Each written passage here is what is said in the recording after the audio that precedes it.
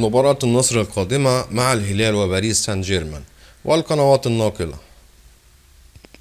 موعد مباراة النصر القادمة مع الهلال وفريق باريس سان جيرمان في موسم الرياض لعام 2023، وستكون المباراة هي الظهور الأول للنجم البرتغالي كريستيانو رونالدو النجم العالمي، حيث أعلن المستشار تركي آل الشيخ رئيس هيئة الترفيه بالمملكة العربية السعودية عن إقامة المباراة المرتقبة بين باريس سان جيرمان وفريق نجوم الهلال والنصر ضمن فعاليات موسم الرياض 2022-23. وستشهد أحداث موسم الرياض مباراة ودية بين فريق باريس سان جيرمان الفرنسي ومزيج من نجوم فريق الهلال والنصر السعودي.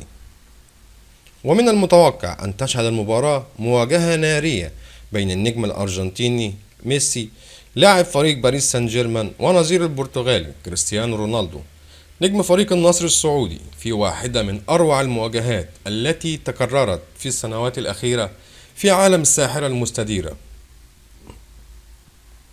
وستضم المباراة عدد كبير من النجوم المميزين حول العالم مثل النجم الفرنسي مبابي ونيمار وميسي وأشرف حكيمي نجوم فريق باريس سان جيرمان. وأكدت صحيفة الشرق الأوسط أن مدرب ريفيل السابق مارسيلو هو من يتولى تدريب نجوم الهلال والنصر ضد باريس سان جيرمان في موسم الرياض. في المقابل سيتواجد نجوم الهلال والنصر السعودي في المباراة المرتقبة، وعلى رأسهم النجم البرتغالي كريستيانو رونالدو وسالم الدوسري وإيجاو تاسكا.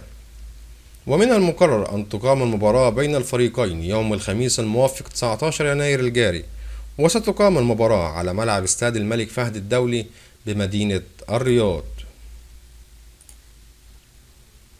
ومن المقرر أن تقام شبكة قنوات SSC السعودية بنقل المباراة، حيث خصصت الشبكة السعودية HD1 لبث اللقاء، بالإضافة إنه يمكن مشاهدة المباراة عن طريق تطبيق شاهد VIP. نتمنى مشاهدة ممتعة، والسلام عليكم ورحمة الله وبركاته.